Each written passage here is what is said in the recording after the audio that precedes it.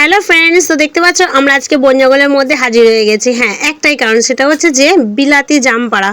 তো এখন তো জামাই ষষ্ঠীর বাজার জানোই, আর আজকে আমি তো বাপের বাড়ি আছি, তাই বাপের বাড়ি গাছে যে প্রচুর বড় বড় বিলাতি জাম হয়েছে আর খুবই পাকা, সেই জন্য পাড়তেই দেখো তোমাদের কাছ থেকে দেখাই। দেখতে পাচ্ছ কালো কালো হয়ে রয়েছে পুরো। তো কিনে খাওয়ার জাম তো তার উপায় নেই, একদম ছোট পুচি পুচি, তাও বিশাল দাম, কিন্তু আমাদের যেহেতু গাছে আছে তাই আমরা পাড়তে নেমে গেছি।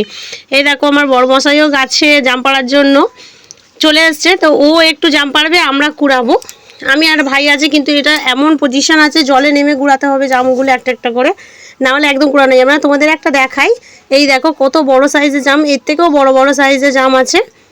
উপরে যেগুলো পড়ছে সেগুলো আমি তবু গুড়িয়ে নিয়ে তোমাদের দেখাতে পারবো, কিন্তু যেহেতু জলে যখন গুড়াতে নামবো তখন কিন্তু তোমাদের অতটা ভালোভাবে দেখাতে পারবো না। যখন পুরোপুরি সব গুড়ানো হয়ে যাবে, এই দেখো কত সুন্দর কালো কালো পাকা জাম দেখতে পাচ্ছ। জামগুলো খুবই মিষ্টি আর খুবই টেস্ট খেতে।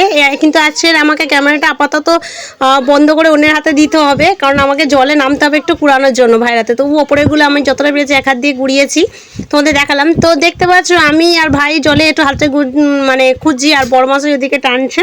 তো দেখো এতগুলো জাম পাড়া হয়েছে। তো বন্ধুরা, কে কে জাম খেতে ভালোবাসো, বিলাতি জাম, অবশ্যই কোন বক্সে জানাতে ভুলবে না। চলো টাটা, ভালো থাকবে।